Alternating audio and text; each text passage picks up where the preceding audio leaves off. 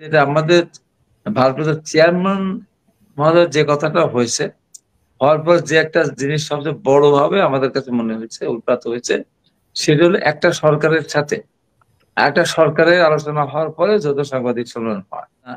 হ্যাঁ, নির্বাচন দরকার নাই, নির্বাচন কি হবে, নির্বাচন কিছু হয় না, এইগুলি কথা এরকম একটা ষড়যন্ত্র আছে। এখন এই নির্বাচনটাকে আপনার কোনোভাবেই হতে দিতে চাবে না, কার বিষয় না। এটা কত বড় বিষয়, এটাকে এই দেশের মানুষকে মানতে পারে? আমার লক্ষ লক্ষ মা বোন ধর্ষিত হলো, লক্ষ লক্ষ মানুষ জীবন দিল, বাড়িঘর পোড়া গেল, জি।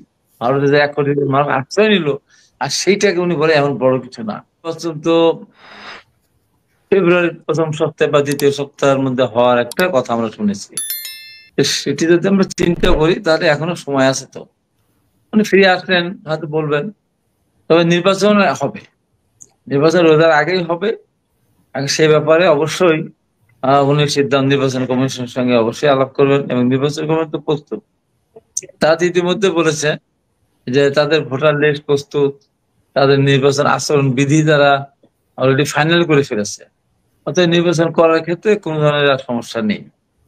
এখন এখানে একটা জিনিসই বলবো যে আমাদের ভারপ্রাপ্ত চেয়ারম্যান তারেক রহমানের সঙ্গে উনি লন্ডনে যে বৈঠকটা করেছেন, এই বৈঠকটা অত্যন্ত সুন্দর হয়েছে। আজকে তারেক রহমানের সঙ্গে আমাদের স্কাইপি ছিল। আমরা যারা টক শোতে আসি, আমাদের এই সমস্ত যারা ছিলাম, একটি ওয়ার্কশপও হয়েছে। সেখানে আমাদের পক্ষ থেকে আমরা জানতে চেয়েছিলাম যে ওনার সঙ্গে আপনার কি কথা হয়েছে, আমরা একটু জানতে চাই। তো উনি বলেছেন যে ওনার সঙ্গে আমার কথা হয়েছে, এই কথাটা তো ওইভাবে আমার বলাটা ঠিক হবে না। তবে একটি কথা উনি বলেছেন যে একটা ভালো আলোচনা হয়েছে, এবং নির্বাচন একটা হবে, কি হবে হবে সেই ব্যাপারগুলো নিয়ে বিস্তারিত আলোচনা হয়েছে। এবং হুম। আমি যে কথাটা আপনাকে প্রথম থেকে বলে আসছি বা আপনাদেরকে বলে আসছি বিভিন্ন মিডিয়াতে, ডক্টর ইউনূস সাহেব উনি আন্তর্জাতিকভাবে খুবই উনি সমাদৃত, উনি পরিচিত, এবং আন্তর্জাতিক বিশ্বের কাছে ওনার অনেক মানে আকাঙ্ক্ষাও, ওনাকে নিয়ে অনেকে আমার কথা বলতে চান।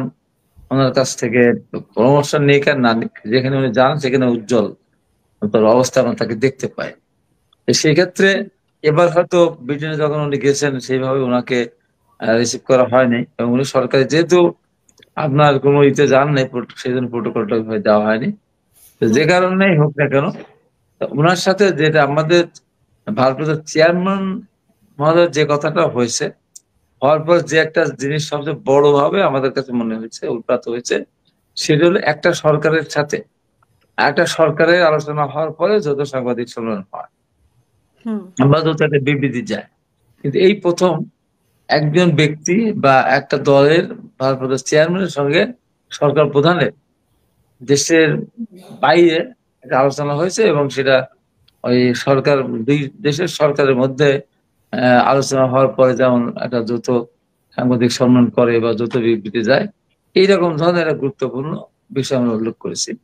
যে কারণে এটিকে নিয়ে অনেকে নানানভাবে সমালোচনা করছেন, বিভিন্ন তার বলার চেষ্টা করছেন। এবং এটা আমি একটা অনুষ্ঠানে ছিলাম পরশুদিন প্রেস ক্লাবে, এখানে আমাদের সাইদুজ্জামান সাহেব, প্রফেসর সাইদুজ্জামান সাহেব কড়া ভাষায় ডক্টর ইউনূস সাহেবকে সমালোচনা করলেন যে ওনাকে একদিন সম্মান করতাম, এখন আর ওনাকে আমার সম্মান করতে পারবো না, কারণ তারেক রহমান কিন্তু কেন দেখা করবেন। হুম। এবং এখানেই বসে উনি সে মানে ক্ষান্ত হন নাই। উনি এমন কথা বলেছেন, নির্বাচনের দরকার নাই, নির্বাচনতে কি হবে, আগে সব সংস্কার হবে, আগে সব বিচার হবে, তারপরেই জুলাই সনদ প্রস্তুত হবে, তারপরে নির্বাচন। এবং হুম। এখানে উনি বিএনপি সম্বন্ধে নানান কথা বলেছেন, বিএনপি চাঁদাবাজ, বিএনপি গ্রেফের আবার এটা হবে। তো উনি প্রধান অতিথি ছিলেন, আমি বিশেষ অতিথি ছিলাম। ওনার পরে উনি আমার ওনার আগে বক্তৃতার কথা, কিন্তু উনি অসুস্থ হওয়ার কারণে উনি আমার এক বক্তৃতা চলে গেছে। তো হুম। সেখানে এই যে মন্তব্য, এবং এখানে সাইদুর তারেক রহমান রহমানের সঙ্গে কোন দলের? সাইদুজ্জামান, ওই দল না, ঢাকা বিশ্ববিদ্যালয়ের শিক্ষক। এখন ও ওনার ঢাকা কথাবার্তা বিশ্ববিদ্যালয়। ভাষা মানে দামাত। উনি 111 এর বিপ্লব ছিলেন একদিন। 111 এর সময় ওনার একটা ছিল, 111 আনার ক্ষেত্রে আর কি। তা আমি ভাবি নাই, আমার সাথে অনেকদিন টকশো করেছে উনি, যে আমার সিনিয়র হবে কয়েক বছরের। তো উনি এমন ভাষা আমি তখন উনি চলে যাওয়ার পরে আমি কিন্তু স্ট্রেট আমি ওনার বিরুদ্ধে বলেছি বা আমি ওনার সমালোচনা করেছি। আমি বলেছি ওনার এই বক্তব্য দেওয়ার কোনো কারণ আছে বলে আমি মনে করি না। একটা দেশে নির্বাচন হবে না কেমন কথা? হুম। এরকম পর্যায়ের মানুষ তারা বলবে যে নির্বাচন হবে না, হ্যাঁ নির্বাচন দরকার নাই, নির্বাচন কি হবে, নির্বাচন কিছু হয় না, এইগুলি কথা, এরকম একটা ষড়যন্ত্র আছে। এখন এই নির্বাচনটাকে আপনার কোনোভাবেই হতে দিতে চাবে না কারা, সেটা হলো এক হলো জামাত আর এনসিপি আর কিছু ইসলামিক দল। এর কারণ হলো, পরিষ্কার কারণ হলো, এরা ক্ষমতা ভোগ করতেছে, এরা ক্ষমতা ভোগ, জামাত প্রচন্ড ক্ষমতা ভোগ করতেছে, যাদের 5% ক্ষমতা ভোগ করার কথা তারা ভোগ করতেছে কোথাও কোথাও 80%, 70%।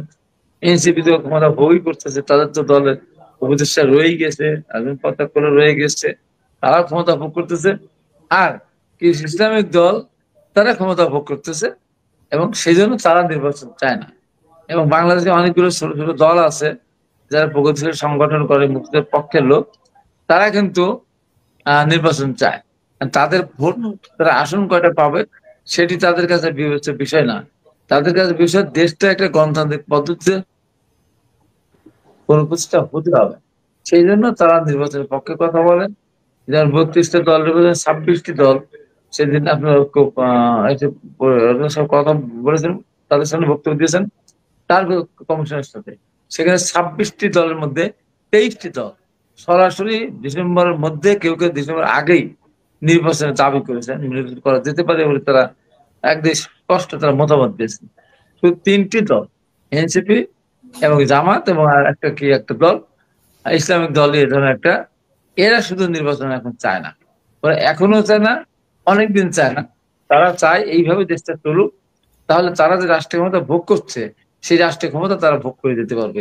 নির্বাচন হলেই তো তারা তো কোনোভাবেই, জামাত তো কোনোভাবেই ক্ষমতা আসবে না, কারণ এই দেশের মানুষ আর যাই হোক স্বাধীনতার বিপক্ষে শক্তি এবং সরাসরি স্বাধীনতা সংগ্রামের সময় যারা বিরুদ্ধ করেছে, ইদানিং যেটা তারা স্বীকার করেছে, স্পষ্ট বলেছে যে আমাদের আমির শফিকুর রহমান স্পষ্ট করে বলেছে, আমরা মুক্তিযুদ্ধে অংশগ্রহণ করিনি, আমরা এক পাকিস্তান রাখতে চেয়েছেন। এটা কোনো বড় বিষয় না। এটা কত বড় বিষয়, এটাকে এদেশের মানুষকে মানতে পারে? আমার লক্ষ লক্ষ মা বোন ধর্ষিত হলো, লক্ষ লক্ষ মানুষ জীবন দিল, বাড়িঘর পোড়া গেল, জি, ভারতে যে 1 কোটি মানুষ আশ্রয় নিল, আর সেইটাকে উনি বলে এমন বড় কিছু না। এই যে রাজাকার সৃষ্টি করলো তারা, তারা আলবদর বাহিনী সৃষ্টি করলো, তারা শান্তি কমিটি বানালো, বানায় মা বোনদেরকে পাকিস্তানে তুলে দিল। এখনো তারা শহীদ মিনার দিতে যায় না, শহীদ মিনারও যায় না, এবং তারা সবার স্মৃতিসৌধ যায় না। অথচ তারা বাংলাদেশের ক্ষমতা ভোগ করতেছে, যারা স্বাধীনতাকে স্বীকার করে না, যারা 71-এর স্বাধীনতা যুদ্ধকে যারা জি, গন্ডগোলের বছর বলে, এবং হুম, এই তারাই এখন রাষ্ট্রীয় ক্ষমতা ভোগ করছে বলেই তারা নির্বাচনে যেতে চায় না। তা আমি স্পষ্ট করে বলতে চাই, ডক্টর ইউনূস সাহেবের সঙ্গে যে কথা হয়েছে, আমি আশা করি বিএনপি রাষ্ট্রীয় ক্ষমতা আল্লাহর রহমতে গেলে ডক্টর ইউনূস সাহেব অবশ্যই দেশ সেবা করবেন, বা তাকে দেশ সেবার কোনো মতো অফার বিএনপির পক্ষ থেকে আসবে বলে আমি মনে করি। এমন কোনো কথা না হলেও এটুকু আমরা আন্দাজে বুঝতে পারি আর কি, যেহেতু উনি দেশের জন্য কাজ করতে চান, কাজ যদি করতে চান তাহলে বিএনপি নির্বাচিত হলে ওনাকে তো রাখতেও পারেন, বা ওনাকে আহ্বান জানাতে পারেন, রাখা মানে কি ওনাকে আহ্বান জানাতে পারেন, ওনার সেবাতে নিতে পারেন। এক্ষেত্রে মানে একবারে নিবেই না এমনও বলা যাবে না, আর নিবেই এমনও বলা যাবে না। তবে আমি মনে করি যে উনি প্রকৃতপক্ষে আপনার ডিসেম্বর বা ফেব্রুয়ারির মধ্যে নির্বাচন হলে হয়তো বিএনপির পক্ষ থেকে তাকে আহ্বান জানানো হতেও পারে। এ ব্যাপারে আমার কাছে মনে হয়। অসংখ্য ধন্যবাদ।